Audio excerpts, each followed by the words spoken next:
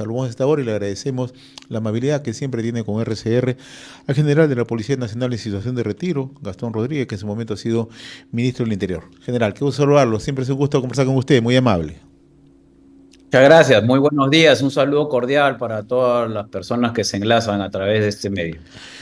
¿Cómo está analizando la situación de la criminalidad organizada? Porque ya se constituye en una amenaza. Estamos viendo cómo hay paralizaciones ya en distintos puntos de Lima, sector norte, sector este, en Lima Sur, precisamente como una forma de llamar la atención por el avance del crimen organizado, en su conjunto, no solamente en el tema de extorsivo, sino en su conjunto. ¿Qué es lo que está ocurriendo? Estamos mirando Lima en general, pero esto ocurre tan igual o en mayor proporción en otros puntos del país. Sin duda alguna, lo que estamos viviendo los peruanos es una transnacionalización del crimen en modalidades nunca antes vistas y que esa transnacionalización a través de fronteras porosas como las que tiene el Perú le ha permitido a esta criminalidad organizada constituirse, afianzarse y poner en zozobra a nuestro país. Esto es transnacional, no solamente está afectando a nuestro país, por eso que las medidas deben ser inmediatas y también tiene que haber la capacidad de poder liderar un esfuerzo conjunto entre todos los que están encargados de luchar contra la criminalidad, que es lo que justamente no vemos hoy en día en el país.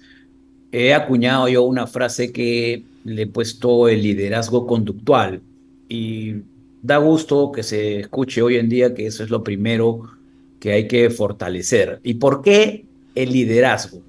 Fíjese, el combate contra la criminalidad no solamente se puede enfocar desde el modo reactivo, es decir, desde la arista operacional. Eso está sobrediagnosticado y la policía tiene una planificación para hacerlo. Me refiero a los grupos contraextorsivos, al fortalecimiento de la inteligencia, al fortalecimiento de la investigación criminal, a la habilitación de líneas para que la gente se pueda comunicar cuando sufre una extorsión. Todo eso son estrategias operacionales. Lo que necesita el país hoy en día es de un liderazgo que aglutine todo ese esfuerzo operacional con el andamiaje del sistema judicial del Perú. De nada va a servir a los peruanos tener grupos contra extorsión, tener policía implementada, fortalecida en su inteligencia, en su investigación criminal, si todo el producto que ellos van a conseguir, que es la captura de los delincuentes, los jueces y fiscales, amparados en un código procesal penal garantista, amparado en la normatividad legal del país, no aplican la ley. Pero además de eso, si no hay una infraestructura penitenciaria para albergar a todos esos delincuentes, entonces, la única persona en el país que puede aglutinar a todos es quien lidera la nación, el presidente de la República. Y ahí tenemos otro problema, que lamentablemente la cantidad de problemas que ha tenido la presidenta en ejercicio no le permite tener algo que es fundamental para poder liderar, tener ascendencia sobre las diferentes instituciones, porque claro, el Ministerio Público y el Poder Judicial son entes autónomos, son poderes autónomos incluso, ¿cierto? Pero la única persona que puede aglutinarlos y sentarlos a través de un Consejo de Estado tiene reparos en hacerlo porque no hay la ascendencia del caso con la cantidad de problemas e investigaciones que tiene. Entonces, la problemática no es solamente operacional y ahí hay un error grave del gobierno en tratar de decirle al pueblo de que con estados de emergencia, con las Fuerzas Armadas en la calle, van a solucionar el tema. Ahí están los resultados. ¿Qué se tiene de este estado de emergencia, que es creo que el quinto o sexto que da este gobierno, malgastando lo que es realmente un estado de emergencia, que es un estado de excepción, como dice la Constitución? Sacando a nuestras Fuerzas Armadas para que se paren en un paradero y luego de unas horas se retiran porque obviamente no tienen ninguna misión. Y tampoco si no le das la misión exclusiva a las Fuerzas Armadas de qué cosa es lo que tiene que hacer en ese supuesto apoyo a la Policía Nacional, las estás malutilizando. Y las Fuerzas Armadas no están para malutilizarse, sino para emplearlas en sitios focalizados donde se pueda rodear de repente todo un distrito, entrar la policía con todas sus fuerzas, sacar a los delincuentes, pero ahí viene el otro problema. Jueces y fiscales, ¿qué van a hacer con todos esos 500 delincuentes que voy a sacar? 499 van a estar en la calle, entonces no tiene sentido hacer eso. Eso es lo que más o menos está pasando, es una radiografía rápida de la problemática que vive hoy en día el país. General, y ahí nos encontramos con lo que usted señala, el liderazgo conductual, y vamos un poco mirando la situación real que vive el país, lo débil que significa la institucionalidad en el Perú. Pero fundamentalmente, si vamos un poco más allá, tenemos que graficar la debilidad que muestra la Presidenta de la República, con solamente 5% de aprobación presidencial de parte de la ciudadanía. La debilidad que tiene un Congreso de la República con cifras muy similares. La debilidad que tiene la Administración de Justicia también. Entonces, ¿cómo generamos este liderazgo conductual si encontramos divorcio permanente, por ejemplo, entre la policía o enfrentamientos permanentes entre la policía y la Administración de Justicia? ¿Cómo es que generamos este liderazgo conductual y no solamente nos remitimos al acto de reactivo, sino que también tenemos que ir acompañado de liderazgo y ir acompañado de políticas? Claro, a ver, no debemos perder de vista que la forma en la que llega la presidenta a conducir el país es una forma absolutamente accidental, ¿no? La preparación de estas personas para poder asumir el gobierno fue un hecho que tendríamos que remontarnos a las elecciones anteriores, cómo los peruanos pudimos votar por un gobierno de esa naturaleza, ¿no? Entonces el problema ya está en ciernes. ¿Cómo llegamos a ese liderazgo conductual? Mejor yo diría, ¿cómo se lo exigimos a una persona que no tiene la condición para ejercerlo? Entonces, los caminos constitucionales obviamente están y tendría que haber un Congreso mucho más fuerte para poder vigilar permanentemente la forma en la que se conduce el país. Hoy en día estamos ya sobre el caballo, estamos en el gobierno de Dina Boluarte, estamos en el gobierno de Perú Libre todavía. No ha cambiado esa situación.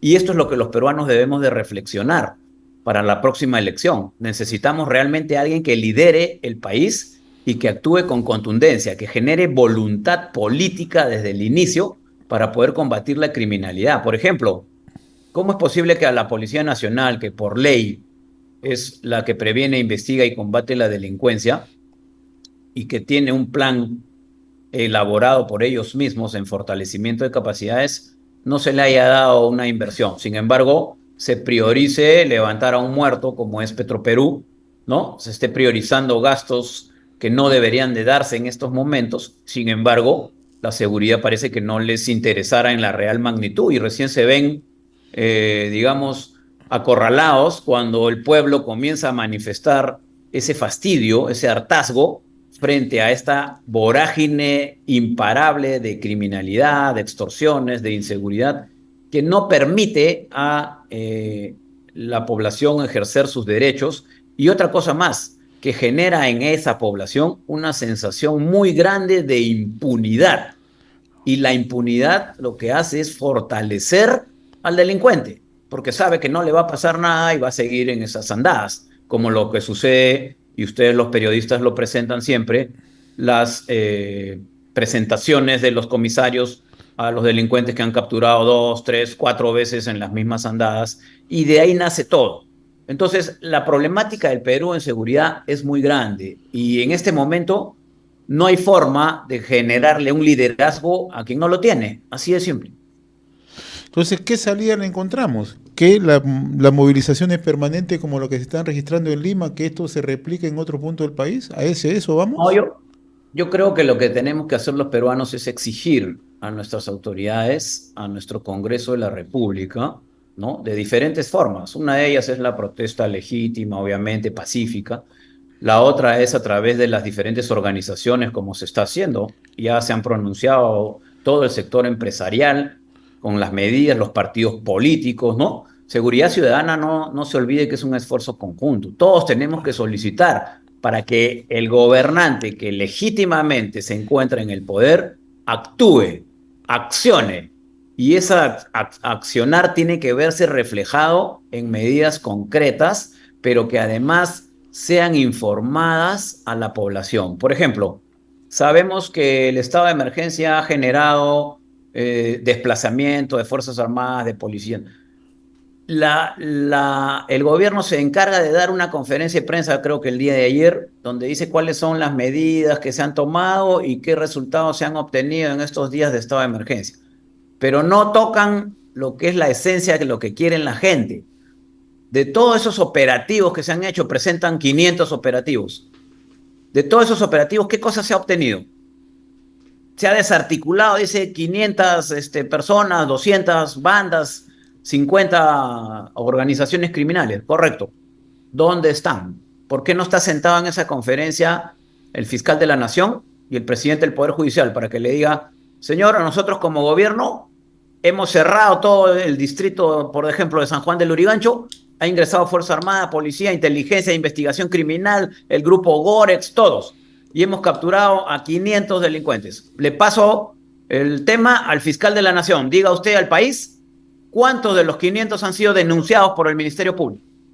El fiscal de la Nación tendrá que decir, bueno, efectivamente la policía nos puso 500, de esos se han denunciado al Poder Judicial 400. Muy bien, el micro al Poder Judicial. Señor presidente del Poder Judicial, ¿cuántos de los 400 denunciados están presos? Y entonces ahí de repente comenzaremos a ver que hay efectividad en las medidas. Mientras no se haga eso, cada uno sigue a su libre albedrío. Y lo que es más peligroso, estamos combatiendo una criminalidad transnacional organizada con estructuras complejas con las mismas estrategias de hace 3 o 4 años. Y eso es un gravísimo error. Hay que salirnos del establishment para conseguir realmente medidas que a la población le interesen, las vean y empezar a generar confianza de parte de la población en las autoridades, si es que todavía pueden generarlas. Yo le grafico un solo espacio donde todo lo que usted ha señalado con meridiana claridad no se cumple. El caso de la Sierra de la Libertad. Estamos hablando de Patá, estamos hablando de Otusco, de Santiago de Chuco, de Quirubilca, llegando hasta Cajabamba en Cajamarca.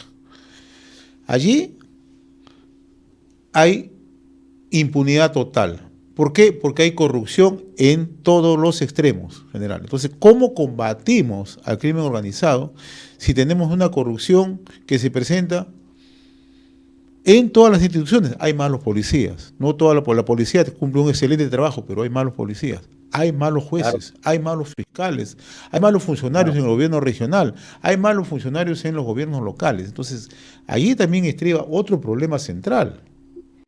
Claro. Hay un quiebre ya del factor moral en el país.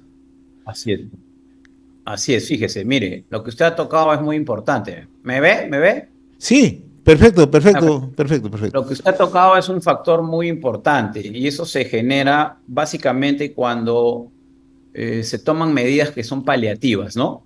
Uno tiene el conocimiento, por ejemplo, de lo que está sucediendo, como usted dice, y como gobierno lo único que hace es lanzar un estado de emergencia. En ese estado de emergencia se malutiliza esta figura constitucional y entonces se hacen dos cosas que son siempre los errores que está haciendo este gobierno. Un estado de emergencia debe tener 2 P. La primera, planificación. Y la segunda, presupuesto. Cuando yo hablo de planificación, supone toda una estrategia conjunta en donde conjuguen además 2 factores que son importantísimos para poder tener efectividad en un estado de emergencia. Son principios militares de la policía, pero que también se aplican en la administración moderna de hoy en día. El primero se llama unidad de comando y el segundo, alcance de control. Cuando tú das un estado de emergencia y le dices que salgan los militares en Patás, ¿no? ¿Bajo qué comando están? De la Fuerza Armada. ¿A quién responden? A la Fuerza Armada. Pero si el que tiene el control es la policía. No, entonces que coordinen entre ellos. ¿Qué coordinen? Tiene que haber unidad de comando para que haya alcance de control. Y ese alcance de control representa también que haya una figura gubernamental que pueda coadyuvar a que ese control se dé también en instancias judiciales, del Ministerio Público, para evitar esa corrupción que, como usted bien señala, es factor o condición sine qua non para poder alcanzar un objetivo concreto. Si tú no controlas esa corrupción, que es la que rompe voluntades y quiebra voluntades para poder conseguir sus objetivos, entonces estás en un gravísimo problema. Pero repito, el tema de la corrupción también hay que combatirlo con la presencia activa del Estado. El Estado no puede ser solamente centralista y decir, bueno, Patás está en esta condición, hago el decreto de estado de emergencia y ya con eso lo soluciono. Absolutamente no. En Patás lo que vemos es permanentemente presencia de criminalidad organizada. Es lo mismo que sucede en Madre de Dios con el tema de la minería ilegal. Se compran voluntades, no hay sostenibilidad por parte del Estado. Se hace un operativo en Madre de Dios, a los 15 días está igualito depoblado por mineros ilegales o informales o lo que sea, donde hay delitos conexos. Entonces, la no presencia del Estado genera esa corrupción porque los pocos efectivos policiales, el fiscal de repente del distrito, el juez, se ven avasolados por la cantidad de presencia extranjera, de delincuencia criminal, que va poco a poco poblando esas zonas y va generando esa presencia que no se ataca desde el inicio por parte del Estado, porque no hay, uno, conocimiento, dos, voluntad, y tercero, las medidas que se toman son absolutamente paliativas para contentar o para la foto. Eso es lo que está pasando hoy en día. Finalmente, general, agradeciéndole la amabilidad de su parte. Este paro que tiene lugar en Lima, un sector de transportistas, entre otros temas, están exigiendo la derogatoria de la ley del crimen organizado. Me gustaría conocer su opinión. Fíjese, yo en eso tengo una opinión bastante individual. Creo que el peor error que puede cometerse es politizar a la justicia. Y eso es parte de lo que estamos viviendo hoy día todos los peruanos. Cuando se utiliza a la fiscalía, ciertos sectores de la fiscalía y del Poder Judicial para perseguir políticamente a sus adversarios, comienzan a generarse todo este tipo de problemas. ¿Qué hicieron los políticos? Se defendieron, pues, de todo este ataque que había contra ellos en el tema judicial. Sacaron una norma, una ley y simplemente la reglamentaron. Ahora, organización criminal ya no es el político con su chofer y su secretaria, pues tiene que haber una estructura organizacional debidamente cimentada, compleja, con recursos económicos. Segundo, el allanamiento. Se meten como Pedro en su casa, sí, pues con los delincuentes, ¿no? Con las bandas delictivas. Y cuando entran con los políticos, ¿hay una diferencia? Sí, hay una diferencia, dicen los políticos. Simplemente es un delito de función de repente y allanan mi casa, me siembran una prueba y me meten preso porque estoy en el ojo de aquellos fiscales que actúan de esa manera. Todo esto lo hemos vivido como país. Entonces, lo que se ha hecho es reglamentar que el allanamiento va igualito, si es delincuente o si es con saco y corbata. El tema es en el registro. Y en el registro lo que se ha dado es bajo este argumento normativo de que legalmente corresponde a que haya una defensa, aunque sea de oficio, pero que se ejerzan los derechos de las personas en el sentido de que si te van a rebuscar toda tu casa, voltear tu cama, tengas por lo menos una persona que te defienda. Ahora, eso también es importante señalar que hay que reglamentarlo. Cuando se dice que al delincuente le vas a tocar la puerta y señor delincuente, buenos días, ¿puedo entrar? Eso es una exageración que tiene un fin, que tiene una intención. Es generar la desazón, la indignación de la población para que ciertos estamentos continúen con el sistema anterior de perseguir, de poder lograr hacer sus cometidos, de buscar políticamente, usar políticamente la justicia. Entonces, creo que hay que tener un equilibrio. Y ese equilibrio debe darse en la reglamentación de la norma. El Congreso ha quedado en revisarla. Muy bien, que la reglamente. Que diga, pues, ok, hay un abogado, pero tiene 30 minutos para llegar. Antes de los 30 minutos yo actúo. Y situaciones que los juristas deberán de tocar con mayor cuidado, pero que no utilicen a los transportistas para poder generar o satisfacer sus apetitos, porque muchos de los transportistas no tienen conocimiento de lo que dice exactamente esa ley y están saliendo a las calles a protestar y están generando de ciertos sectores de la prensa con tendencias ideológicas que ya conocemos, exacerbar los ánimos y generar más bien disturbios, porque si alguien pide o está protestando por la seguridad, no puede salir a las calles pues a generar inseguridad, a lanzar piedras a los buses, a generar que el derecho de otras personas se pierda. Los derechos de uno terminan donde comienzan los de los demás. Todo esto, de una u otra forma, es manejado con las aristas que siempre vemos de parte de esas ideologías.